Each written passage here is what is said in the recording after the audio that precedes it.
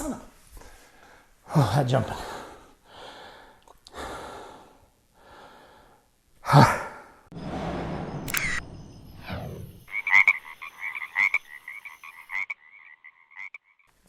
Hey there, Greg Lewis coming at you from my teeny tiny, super small home portrait studio. And in a previous video, I talked about the stuff in my studio. In this video, I'd like to talk more about the space and how I use it. You don't need a space dedicated to be a studio. You can do it in your living room or in a bedroom. You can do it anywhere that you have enough space and that you can control the light and the weather, because that's really all the studio is. A place where you want to have control of light and weather so it's not blowing around in case it's crazy outside. It's 25 degrees outside right now, so I really enjoy outdoor photography and taking environmentals and pictures outside of people, but not when it's 25 degrees. No. Having said that, if you have a room that you can dedicate to a studio and be a studio all the time and don't have to move your stuff in and out, that's great. And that's what this room is for me. It's a bedroom in my basement. And my wife was gracious enough to let me have a whole room for myself. I had a room like this in my previous home, but this room is good because it's a little larger and a little higher. So first things first, or second thing second, because I already talked about the first thing first, which is why you'd want a studio, and that should be obvious. Second thing second, let's talk about the space. This is about a 13 by 13 room. I'm not certain of that, let me check.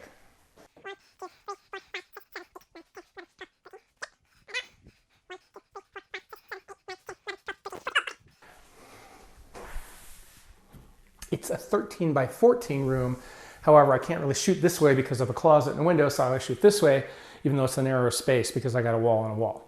So that's what you're gonna want, is a whole wall, right? You don't want windows and whatnot. So if you have a room that's all windows on every side, it's not gonna work.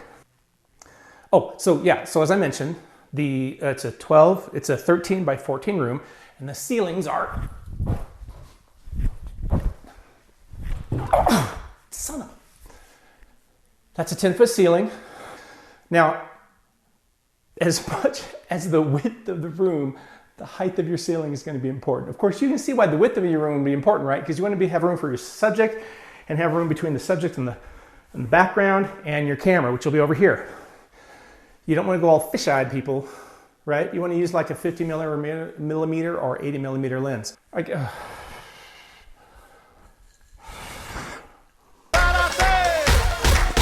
So as far as the width is concerned, I'm going to call it, you're going to have a hard time getting usable space for portraiture less than about 12 feet. Because you're going to want to use a good portrait lens, and like I say, you want to have the space you need. You can probably get closer, depending if you're just doing headshots, you can get much closer, but that's probably about as narrow as you're going to want that place to be. And I can't think of a lot of rooms that are narrower than that, so you should be okay. However, height of a room, that's the bigger deal. Still breathing hard. When you have a low ceiling, you're not going to be able to take advantage of lights like this because they're going to be too low to be of much use. You want them to be high enough so that they're coming at the right angle for photography and the camera can get around it. Now, I should mention that in my previous home, I did have an 8-foot ceiling, and I did make this light work, or use a smaller light or a strip light turned sideways. But if you can, try to get a higher ceiling. If you can't, it'll work. That's the thing you should remember about this video. It can work. You don't think if you don't have these things, you can't make it work. If I can make this work, you can make yours work. Please. Okay. Now, as far as the floor is concerned, mine is hardwood. God, I gotta stop jumping around. Mine is hardwood, and the reason you want that over carpet, if you can, is because a lot of times you're gonna have a seamless, which is, paper coming down to the floor, and people are going to be stepping on the paper, and you can imagine paper on carpet just isn't going to work. You want a hard surface. However, if you have carpet, don't worry, because you can put plywood or something under there, as I have done in the past, and it works just fine. Okay, third things third. The color on the walls. As far as the color is concerned, as long as it's white or gray or black, in any variety, you're fine. What you don't want is any color that's going to reflect that color back on your subject, a color cast. So green wall or red wall or orange wall, those will not work. You want to have either white neutral gray, or black. You can make it all white or all black or all neutral gray. That's all fine. It depends on what you want to do. In my particular case, and you want to make sure it's a flat color, not a shiny color. So in my case, for the sake of backgrounds, I put black on one side and white on the other side, because generally speaking, that's what I shoot. And as far as the reflective qualities of the room, as far as using the room to shape light, this setup works pretty good for me. Like I said, if you had a whole completely black room, that would be pretty awesome, I suppose, because you wouldn't have to worry about ambient light or light reflecting in ways you don't want, because it just really wouldn't reflect. But that would be such a dark and dismal room. Who wants that? So you can easily, if you have too much light, you can control the light with your modifiers and your flags. And I won't get too much into that, but point of making is, don't worry about if your room's all white, because a lot of studios are all white. In fact, I think most studios are all white. I just have this one black wall because I like it as a background. I didn't really do it for keeping down the reflection. So as far as the texture on your walls is concerned, it doesn't really matter. I don't like orange peel, because sometimes when you hit it with a side light, that shows up and it looks gross. It looks like a living room wall. What I have in this house is what's called skip trowel.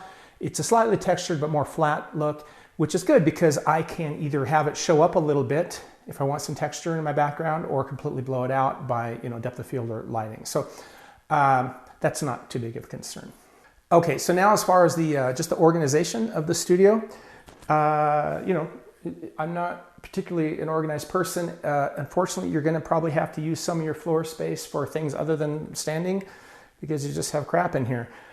In that corner, I keep my little chair and my reflectors. Over in this corner, I keep my backdrops, my paper drops.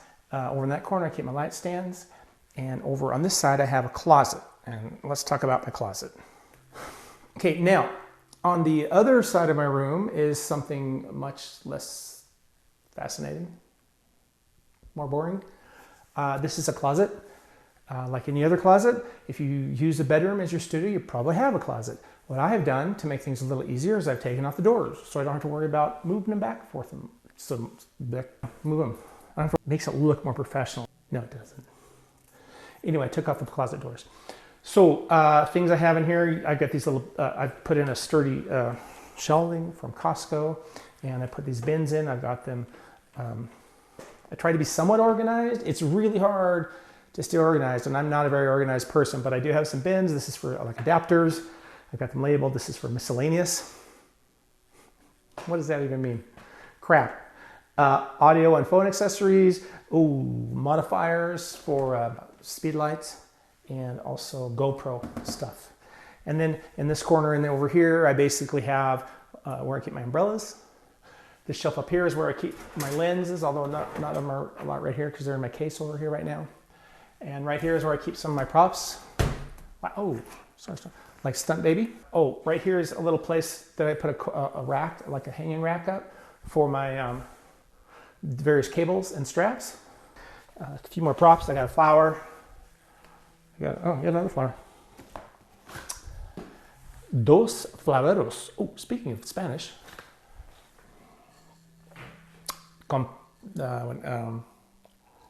Salud. Okay, now that we've discussed sort of how the room is set up and the flow of it, one last thing I didn't talk about. You may have noticed, well, you wouldn't notice because I have a video light on, but this is a fairly dark room. If you turned off the video light, oh no, see, it's pretty dark. Well, now the camera's adjusting, but so anyway, it's pretty dark, and that's fine for photography. I do have a window back there, but it's covered by a deck, so it does me no good. And so I really just have this little light. That's fine for photography's sake, because you want to control your ambient light, and the less ambient light you have, the easier it is to control. However, it has occurred to me lately when I bring customers down here, they sort of seem to think, oh, it's so dark. So maybe just for the sake of keeping your customers happy, a brighter LED light. And I'm thinking I'll put one with a dimmer on there. Right now, I don't have one. Because it's just easy right now with it the way it is to, f-stop it out. So I'm fortunate enough that I have a bathroom right here next to my studio. And over this way, I have a living space. So When I have people here, I don't like to have anybody in the studio but the people who are taking their picture, whose picture I'm taking, unless it's an infant or children, and they can wait out there and watch TV or whatever. So, now for the basic use of the studio, let's look at some of this stuff. Okay, oh, did I mention I have a swivelly chair? It's good to have a swivelly chair because you can just, have people go like this and go like this and go whee. I think this cost me $40 at Costco. Don't quote me. It's not really expensive, but it's a good thing to have. It doesn't have to swivel, but you do need a comfortable bench, probably with adjustable size. Oh, geez. Woo. I'll just sit here for a moment. So I think we can see how the studio is laid out in a way that it's functional for me. As I mentioned, I often take pictures on the dark side or on the light side. If I'm doing it on the dark side, I generally want a black background, but you can use a light with a gel to shine up something different. Just the other day, we took fun family Christmas photos and we popped up a red gel on that black background, and you'd be amazed how red gels can make a black background red. So let's just give an example of a typical shot I'd take down here. We're not going to go a lot into lighting and posing and all that, right? Just a typical, to show you an example of how this studio could work. So I typically, would have the subject stand here. I've got this 4-foot Octabox, which is a good distance, really. Anything inside 4 feet is going to be great. It's going to be nice and soft, and I still have control, and I can put a eggshell on it if I need to get more control. For dudes, I'll usually put a little more drama in the situation, so I won't even put a reflector or anything, right?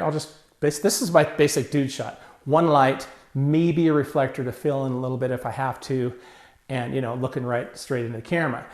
If I have a girl, I should say young woman, and I want to make it a little more glamorous, any woman really, then I'll do more of a clamshell thing, and that's when I can use this adjustable arm. Oh, I haven't talked about this adjustable arm.